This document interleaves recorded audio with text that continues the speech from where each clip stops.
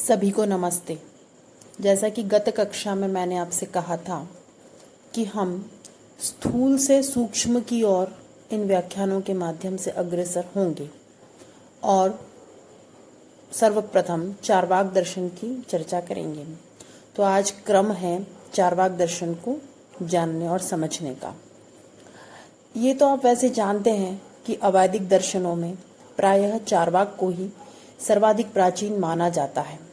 नास्तिक शिरोमणि इस दर्शन का प्राचीन नाम लोकायत है, क्योंकि यह लोक में आयत, व्याप्त अर्थात विस्तृत दिखाई देता है। लोकायत शब्द पाणिनि के उक्त गण में भी प्राप्त होता है, जिसमें लोकायतिक शब्द बनाने का विधान किया गया है। अर्थात तात्कालिक समाज में यह शब्द प्रचलित रहा होगा। माधवाचार्य ने सर्वदर्शन संग्रह में चारवाक मत का आरंभ करते हुए प्रप्रथम ही इस तथ्य को रेखांकित किया है कि चारवाक का खंडन अति कठिन है, क्योंकि सभी लोग संसार में अर्थ और काम को ही पुरुषार्थ मानते हैं तथा परलोक आदि विषयों की उपेक्षा करते हुए इंद्रिय सुख से परिपूर्ण जीवन के प्रति समर्पित दिखाई देते हैं। अर्थात यह मानव का सहज स्वभाव ही है। अतः लोकायत, इसकी यह संज्ञा अति प्रासंगिक है। आचार्य शंकर, भास्कराचार्य आदि ने भी स्वमत स्थापना हेतु जड़वादी विचारों का खंडन करने के प्रसंग में इसे लोकायतिक संज्ञा प्रदान की है। कुछ विद्वान इसे वितंड सत्य कहते हैं, तो कुछ इसे सभी दृष्टियों से दरिद्र और अति सामान्य बुद्धि और श्रेणी के लोगों का दर्शन मानते हैं। इसे बारहस्पत्य दर्शन भी कहा जाता है, जिसके पीछे मान्यता यह है कि बृहस्पति इसके प्रणेता थे। इसके पीछे विद्वान कुछ प्रमाण देते हैं कि वैदिक ऋचाओं के ऋषि लोकपुत्र बृहस्पति ने मंत्रों में भी जिन विचारों को व्यक्त किया है, वे प्रचलित वैदिक मान्यताओं से कुछ भिन्न भिन्न तथा विरुद्ध अर्थ देते हैं। महाभारत में भी लोक में प्रसिद्ध विचारधाराओं के उपदेशक तथा समर्थक बृहस्पति का उल्लेख प्राप्त होता है। तो इस दृष्टि से बृहस्पति वेदों से कुछ भिन्न लोक की विचारधाराओं के भी उपदेष्टा रहे होंगे। किंतु कुछ प्राचीन विद्वानों की यह भी मान्यता है कि दैत्यों का स्वयं ही विनाश हो जाए, इसके लिए देवगुरु बृहस्पति ने ही इस सिद्धांत का उपदेश दानवों को दिया। किंतु इसमें एक व्यंजना है कि यह दर्शन दानव वृत्ति के अनुकूल सिद्धांतों को व्यक्त करता है तथा नाश का कारण भी बनता है। कुछ विद्वानों ने चारवाक को बृहस्पति का शिष्य माना। काशिका वृत्ति में चारवी नामक लोकायतिक आचार्य का नाम भी प्राप्त होता है, अर्थात संभव है इस नाम के आचार्य भी रहे हों तथा इस दृष्टि से इस दर्शन का अभिधान चारवाक हुआ होगा। इस दर्शन के नामकरण में सर्वाधिक ग्राह्य मत हमें शब्दशास्त्र के अनुसार दिखाई देता है। चारुवाक अर्थात सुंदर वाणी, जो कि स्वभाव से ही प्रत्येक मनुष्य को प्रिय लगे। तात्पर्य है कि मानव की स्वाभाविक प्रवृत्ति तो सुख के प्रति ही होती है। ज्ञान उद्भव हो जाने या ईश्वर की कृपा से गुरु के प्राप्त हो जाने पर कदाचित मार्ग बदल सकता है। षट दर्शन समुच्चय के टीकाकार गुणरत्न कहते हैं कि जो पुण्य पाप कर्म फल आत्मा परमात्मा पुनर्जन्म जैसी अप्रत्यक्ष वस्तुओं का चर्वण कर जाता है, वह चारवाक है। चारवाक दर्शन को जड़वाद भी कहा जाता है, क्योंकि इसके अनुसार जड़ तत्व ही एकमात्र सत्य है तथा तत्व है, और अन्य दर्शनों के विपरीत इसका मत है कि चैतन्य तत्वों की उत्पत्ति भी जड़ तत्व से ही होती है। इस प्रकार जड़वाद और चारवाक एक दूसरे के पर्याय के रूप में प्रसिद्ध हो गए तथा इन शब्दों ने इतना अर्थ विस्तार पाया कि जो कोई भी वैदिक परंपरा के विपरीत व्याख्यान करता है या जो हमारी नित्य शाश्वत आध्यात्मिक श्रद्धा पर प्रहार करता है, उसे हम चारवाक या जड़वादी कह देते हैं। यह जड़वाद न केवल भारत के अपितु विश्व के प्रत्येक दर्शन में न्यूनाधिक मात्रा में दिखाई देता है।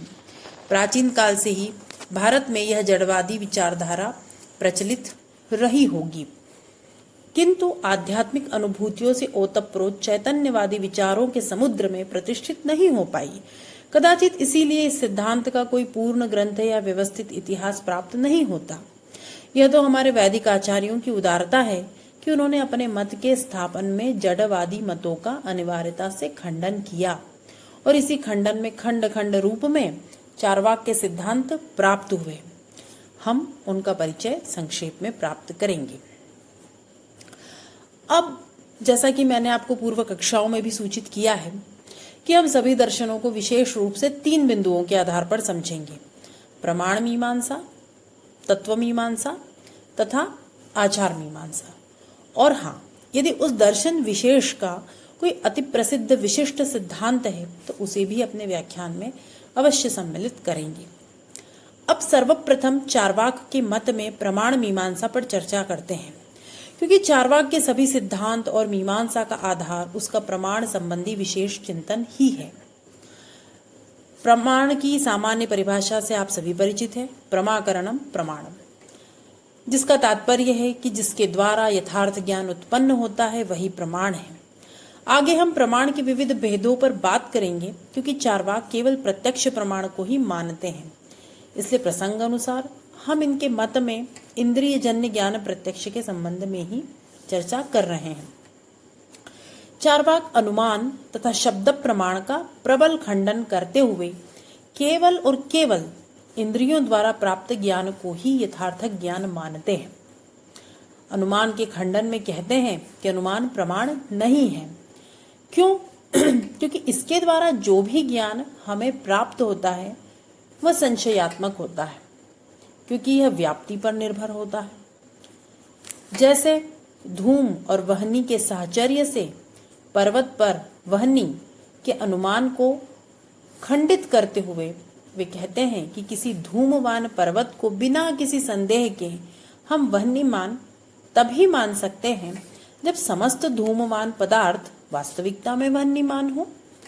और ऐसा सिद्ध करने के लिए हमें सभी धूमवान पदार्थों को और उनके साथ अग्नि के संबंध को देखना होगा, जो कि असंभव है, क्योंकि भूतकाल और भविष्य के ऐसे पदार्थों को छोड़ भी दें तो वर्तमान काल के भी सभी धूम युक्त अर्थात वह्नि से युक्त पदार्थों को देखना किसी भी मनुष्य के लिए असंभव है। अतः प्रत्यक्ष के द्वारा व्याप्ति स्थापित नहीं हो सकती। और फिर कहते हैं कि यह अनुमान के द्वारा भी नहीं हो सकती, क्योंकि जिस अनुमान के द्वारा हम किसी व्याप्ति की स्थापना करेंगे वह भी किसी अनुमान पर आधारित होगी। इस अनुमान को सिद्ध करने के लिए फिर किसी तीसरे अनुमान की आवश्यकता होगी। तो इस प्रकार यह चक्र तो चलता ही रहेगा और इस तरह से यहाँ अनवस्था दोष उत्पन्न हो जाएगा। व्याप्ति की स्थापना करने में शब्द प्रमाण भी समर्थ नहीं है, क्योंकि वहां भी वह शाब्दिक प्रमा अनुमान सिद्ध होगी। और यदि अनुमान के लिए सर्वदा आप्त प्रमाण की आवश्यकता हो तो फिर व्यक्ति कभी स्वार्थानुमान करने में समर्थ हो ही नहीं सकता। अब कहते हैं कि यदि कोई यह कहे कि मानो हमने तीनों कालों में विद्यमान धूमवान और वह्निमान पदार्थों को नहीं देखा, किंतु उसमें रहने वाला जो सामान्य धर्म अर्थात उसकी जाति है, धूम का सामान्य धर्म है धूमत्व और वह्नि का वह्नित्व, उसको तो देख सकते हैं।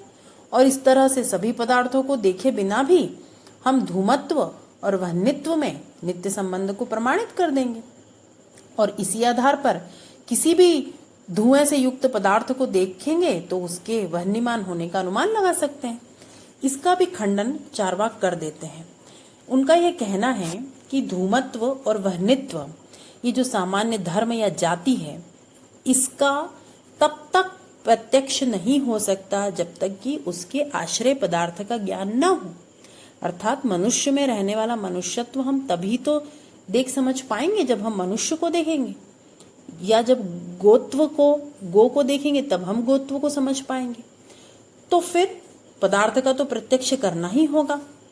इसीलिए चार्वाक फिर से अपनी युक्ति देते हैं कि सभी पदार्थों का प्रत्यक्ष संभव नहीं है, इसीलिए अनुमान प्रमाण होता ही नहीं और अनुमान के आधार पर हम कोई निश्चयात्मक या सर्वव्यापक नियम नहीं बना सकते।